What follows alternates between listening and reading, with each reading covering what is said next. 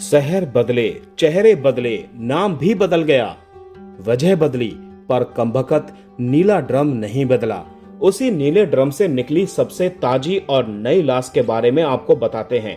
हाथ नहीं, पैर नहीं, चेहरा गायब, बाकी बचा कुचा हिस्सा एक नीले ड्रम में मौजूद था। ड्रम से आधी अधूरी लाश के साथ टुकड़ों में बाहर आया एक बाप था और उस बाप को टुकड़ों में बांटने वाला और उनमें से कुछ टुकड़ों को ड्रम में पैक करने वाला उसी बाप का 19 साल का इकलौता बेटा है। दिल को झकझोर देने वाले नीले ड्रम से बाहर आई ये सबसे ताजा कहानी उस लखनऊ शहर की है जहां लोगों को मुस्कुराने के लिए कहा जाता है। लखनऊ के आसियाना इलाके का एक शानदार आसियाना एक करोड़पति कारोबारी मानवेंद्र सिंह का भी है। शहर के 12 पैथोलॉजी लैब और शराब की 2 दुकानों के मालिक मानवेंद्र सिंह का 19 साल का इकलौता बेटा है अक्षत प्रताप सिंह, जिसे रस्सियों और हथकड़ियों से बांधकर लखनऊ पुलिस मंगलवार को उसके घर लेकर आई, ये जानने के लिए कि 20 फरवरी की सुबह उसने अपने पापा के साथ क्या किया था। वहीं कमरे में मौजूद अक्षत पुलिस वालों को उसी रात की कहानी सुना रहा था। पर अक्षत की कहानी शुरू करें उससे पहले बात उनके घर से बाहर निकले एक नीले ड्रम की। पहले पुलिस वाले उस नीले ड्रम को ठोक बजाकर चेक करते हैं। फिर ड्रम का ढक्कन खुलता है और अंदर से एक लाश बाहर आती है।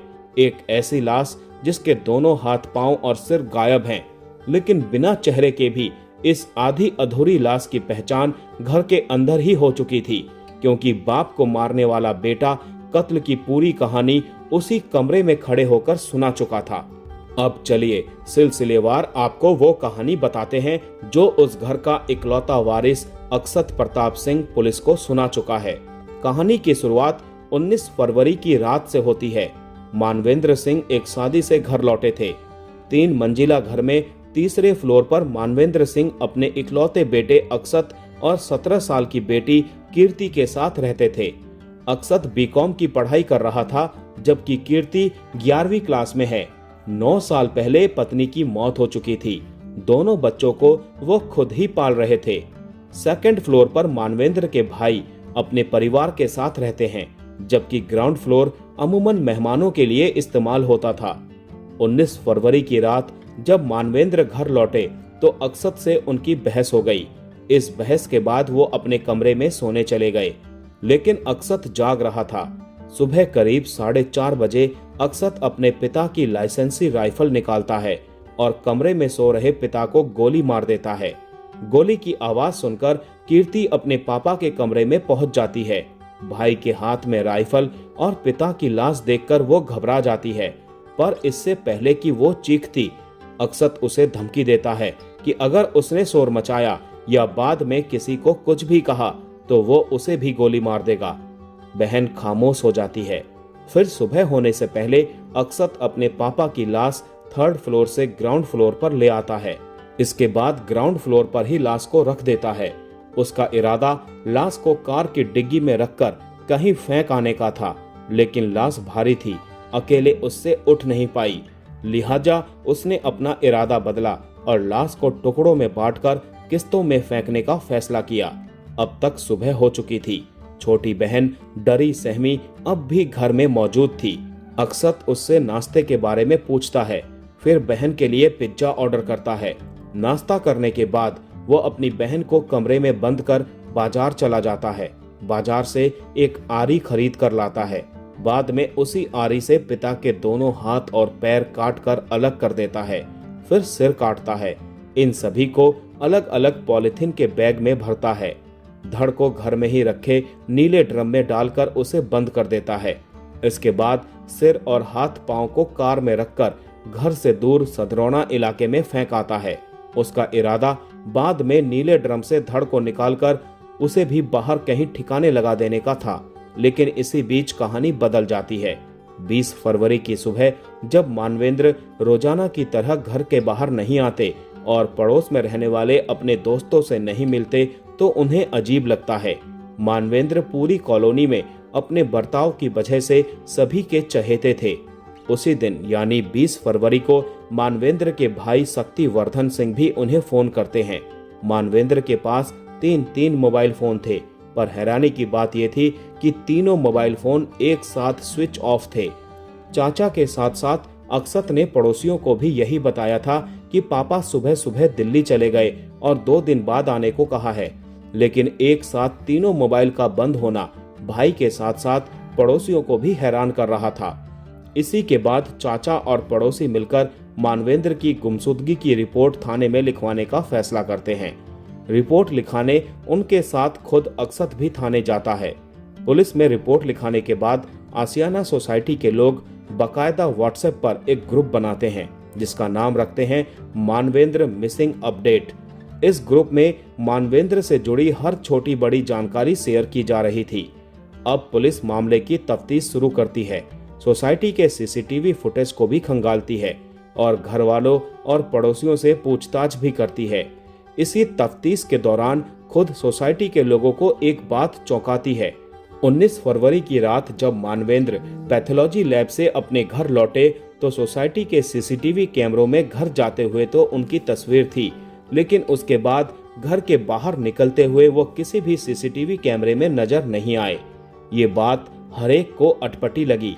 इस बारे में अभी पुलिस आगे अपनी पड़ताल करती तभी एक और बात हुई। अक्षत ने अपने एक रिश्तेदार को ये बताया कि उसके पापा ने खुदकुशी कर ली है। ये बात रिश्तेदारों से जब पुलिस तक पहुंची तब पुलिस को पहली बार अक्षत पर शक हुआ। अब पुलिस ने जब अक्षत से पूछताछ की तो वो घबरा गया। थाने में लंबी पूछताछ के बाद फिर उसे उसी के घर में लाया गया पूरी कहानी समझने के लिए। वहां अक्षत वही कहानी पुलिस को सुनाता है। कहानी अपने पिता के कत्ल के बाद लाश के टुकड़ों की। अक्षत की कहानी सुनने के बाद पुलिस घर में रखे नीले ड्रम तक पहुंची। आधी अधूरी लाश निकली और उसे पोस्टमार्टम के लिए अस्पताल भेजा गया। हैरत की बात यह है कि जब अक्षत ने अपने पापा को मारा तब इस कत्ल की चश्मदीद खुद उसकी छोटी बहन थी। बेशक उसने बहन को धमकी भी दी, लेकिन पिता की गुमशुदगी की खबर के बाद जब उसके चाचा और बाकी रिश्तेदार घर आ चुके थे तब भी कीर्ति ने किसी से कुछ नहीं कहा। यहाँ तक कि पड़ोस में रहने वाले उदयवीर सिंह की पोती कीर्ति की अच्छी दोस्त है। पिता के कत्ल के बाद भी वो उदयवीर सिंह के घर अपनी दोस्त के साथ पढ़ाई करने गई, लेकिन तब भी वो बिल्कुल नॉर्मल थी। उसने अपने दोस्त तक से कुछ नहीं कहा। अब सवाल ये है कि आखिर करोड़ों के वारिस इकलौते बेटे ने अपने ही पिता का कत्ल क्यों किया? लाश के टुकड़े करने, उसे किस्तों में ठिकाने लगाने या ड्रम में रखने का आइडिया बेशक उसने पुरानी वारदातों से लिया हो, लेकिन बाप को मारने की वजह क्या हो सकती है? तो फिलहाल वजह को लेकर 2 बातें बताई जा रही हैं। पहली ये कि मानवेंद्र हमेशा ये चाहते थे कि उनका बेटा नीट की तैयारी करे, नीट का एग्जाम पास कर वो डॉक्टर बने। चूंकि खुद मानवेंद्र पैथोलॉजी लैब के बिजनेस में थे, लिहाजा वो चाहते थे कि बेटा डॉक्टर बनकर इस बिजनेस को आगे बढ़ाए। लेकिन अक्षत डॉक्टर नहीं बनना चाहता था। करीब 4 साल पहले इसी बात को लेकर एक बार वो घर छोड़कर चला भी गया था, तब उसे मनाकर वापस लाया गया था। माना जा रहा है कि 19 फरवरी की रात को इसी बात को लेकर बाप बेटे में झगड़ा हुआ और अक्षत ने अपने पिता को मार डाला। अब अक्षत से जैसे जैसे पुलिस पूछताछ कर रही है वो नए नए खुलासे कर रहा है। डीसीपी सेंट्रल जोन के मुताबिक शुरू में अक्षत कुछ और कहानी सुना रहा था, पर अब उसने जो कुछ बताया है उसके मुताबिक 20 फरवरी को मानवेंद्र जब घर लौटे तो अक्षत से पढ़ाई लिखाई के बारे में बात की। दरअसल अक्षत 2 बार नीट के एग्जाम में बैठ चुका था और दोनों ही बार वो नाकाम रहा। इसके बावजूद मानवेंद्र चाहते थे कि वो नीट की तैयारी करे। इसी को लेकर बाप बेटे में बहस हो गई।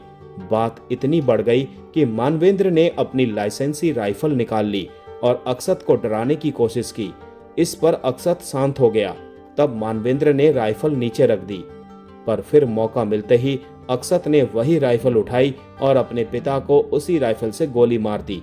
गोली चलने की आवाज सुनकर अक्षत की बहन कमरे में आ गई। बहन कृति को देखते ही अक्षत ने उससे कहा कि पढ़ाई और कैरियर को लेकर रोज रोज के झगड़े से वो तंग आ गया था, इसलिए उसने पिता को गोली मार दी। चुप न रहने पर उसने कृति को भी उसी तरह जान से मारने की धमकी दी। पूछताछ में यह भी खुलासा हुआ है कि 4 महीने पहले मानवेंद्र के घर से कुछ गहने चोरी हो गए थे। मानवेंद्र ने तब घर में काम करने वाली नौकरानी पर शक जताते हुए बकायदा पुलिस में इसकी रिपोर्ट भी लिखाई थी। लेकिन बाद में मानवेंद्र को पता चला कि जेवर नौकरानी ने नहीं बल्कि उनके बेटे अक्षत ने चुराए थे। तब बेटे की करतूत पर पर्दा डालने के लिए मानवेंद्र ने थाने में दर्ज चोरी की शिकायत वापस ले ली थी। पर इस घटना के बाद से मानवेंद्र अक्षत पर खास नजर रखने लगे थे। वो कहाँ जाता है, क्या करता है, हर रोज उससे पूछताछ करते थे। रोजाना की इस टोका टोकी से भी अक्षत परेशान था, अपने पिता से चिढ़ा हुआ था। हालांकि मानवेंद्र का परिवार इस वजह को सही नहीं मानता।